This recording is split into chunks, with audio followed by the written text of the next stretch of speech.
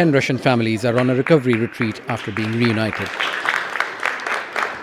They are some of the more than 14 million people who've been displaced and the thousands of children who've been separated by war. In addition to the conflict, children living with relatives on both sides are unable to travel. But even after reunification, children from the two countries don't play in the same room. These are the 9 Ukrainian families who are also receiving support. Qatar says in addition to transferring 32 children from their locations in Russia or Ukraine, it's designed a program to address their immediate needs. And by bringing families here, it's also laying the groundwork for long-term recovery. This represents a continuation of Qatar's efforts to reunite families affected by the conflict. This commitment to mediation and solving disputes reflects support for humanitarian principles and international solidarity. Russian officials tell us 21 children have been returned and they repatriated 100 to Ukraine and other countries. Ukraine and its allies say Moscow is abducting children.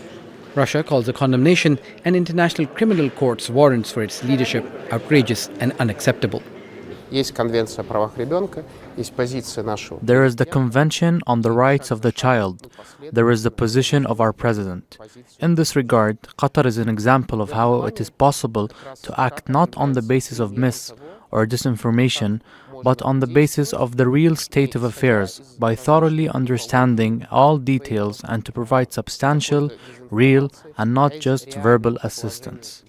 In the last 3.5 years, the Russian perspective has that people were evacuated for their own safety, whereas the Ukrainians believe that it was a war crime to take children from their territory. But with third-party mediation, people have been able to come together and families have been reunited, rekindling hope that there might be a diplomatic solution out of the Russia-Ukraine crisis.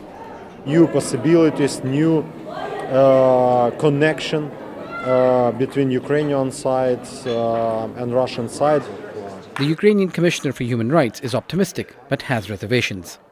Thousands of Ukrainian children who still on Russian side, and I really believe that with our partners, with diplomatics of Qatar, we can bring all of them back to Ukraine.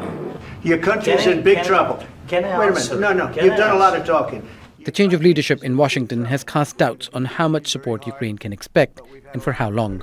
We are grateful for all our partners and allies, including the United States, the assistance from which we still receiving now.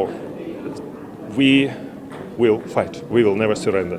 Thank you, Qatar! For now, this is a much-needed respite. And the hope is that one day Russian and Ukrainian children can play together in one room and perhaps teach grown-ups how to coexist. Osama bin Javaid, Al Jazeera, Doha. Make sure to subscribe to our channel to get the latest news from Al Jazeera.